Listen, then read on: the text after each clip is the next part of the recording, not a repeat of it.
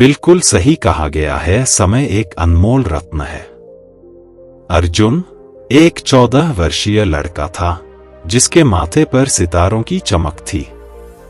उसकी आंखों में ज्ञान की ज्योति थी और उसके दिल में सपनों का जुनून था।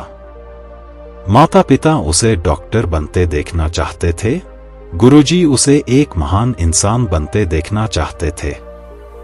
लेकिन धीरे धीरे अर्जुन का जीवन बदलने लगा। उसके आसपास के गलत दोस्तों ने उसे अपनी ओर आकर्षित किया। ये प्रकृति का नियम है, इंसान गलत चीजों की तरफ बहुत आसानी से और बहुत जल्दी आकर्षित होता है। अर्जुन की जिंदगी दोस्तों के साथ घूमने, फिल्म देखने, चोरी छिपे क्लब जाने, मोबाइल पे गेम खेलने और देर रात की पार्टियों में बीतने लगी। अर्जुन की चमक धीमी पड़ने लगी। उसकी पढ़ाई में ध्यान नहीं रहा, उसकी एकाग्रता भंग हो गई और उसके सपने धुंधले होने लगे। माता पिता बार बार समझाते, गुरुजी डांटते, लेकिन अर्जुन कान पर जूं नहीं रेंगती। वो हर बात का दो जवाब देता, मैं कर लूंगा या अब मैं बड़ा हो गया, मुझे अच्छे बुरे की समझ है। धीरे धीरे 12वीं के फाइनल एग्जाम के दिन आ गए।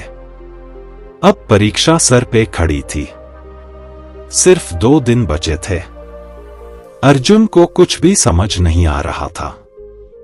वो समझ नहीं पा रहा था कि शुरुआत कहां से करूं। पूरे साल क्लास के दोस्तों से न बात किया न ही नोट्स बनाए।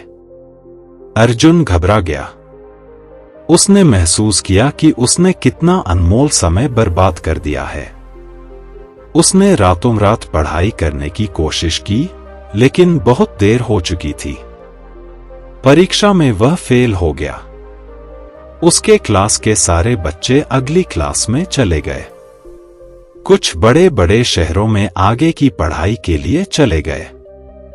माता पिता की आंखों में निराशा थी, गुरुजी के चेहरे पर उदासी थी और अर्जुन का मन पछतावे से भर गया था। उसने महसूस किया कि उसने अपना सब कुछ खो दिया है। कुछ दिन बाद अर्जुन उदास होकर गुरुजी के पास गया। गुरुजी ने उसे प्यार से समझाया, बेटा, समय एक अनमोल रत्न है। जो खो गया वो कभी वापस नहीं मिलता। आज जो बीत गया उसे भुला दो और कल से एक नई शुरुआत करो। गुरुजी के शब्दों ने अर्जुन के दिल को छू लिया। उसके अंदर एक नई उम्मीद की किरण जगी। उसने ठान लिया कि अब वह हार नहीं मानेगा। वह अपनी गलतियों से सीखेगा और अपने सपनों को फिर से हासिल करेगा। हर दिन अर्जुन अपने अतीत के पछतावे से जूझता था। उसने सोचा, काश मैं समय को पीछे घुमा सकता और अपनी गलतियों को सुधार सकता, लेकिन उसे पता था कि यह असंभव है। अर्जुन ने हार नहीं मानी। उसने कठिन परिश्रम करना शुरू कर दिया। वह सुबह जल्दी उठकर देर रात तक पढ़ाई करता था।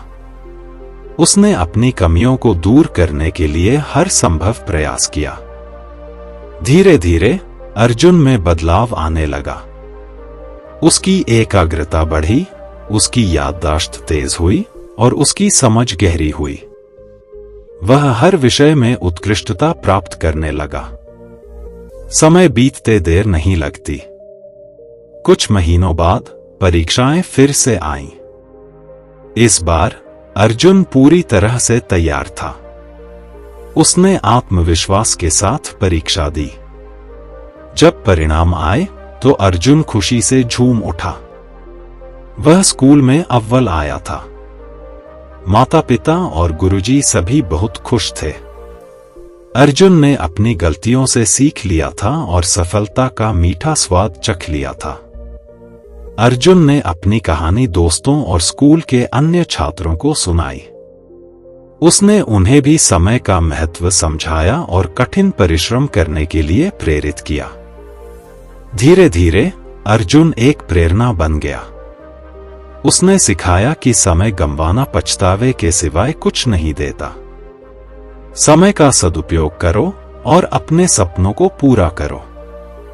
कुछ सालों बाद अर्जुन अपनी मेहनत और लगन से एक सफल डॉक्टर बन गया।